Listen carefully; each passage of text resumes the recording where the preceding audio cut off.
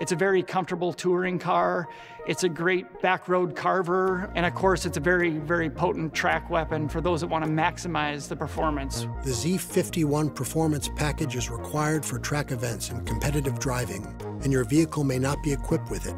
If it is, consult the Track Prep Guide for more in-depth info. But here's an overview. First things first. Check fluid levels, of course. That's basic with any track preparation.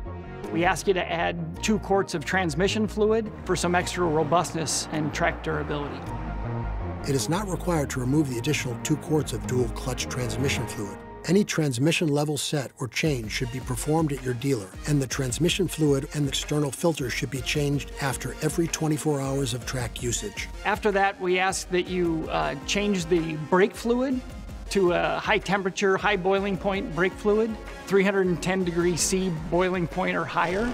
There is a brake fade warning assist system in place to help ensure safe driving conditions while track driving. Messages may appear advising you to reduce braking to avoid overheating or to have your brakes serviced. Follow all advice. New brake pads must be burnished before racing or other competitive driving.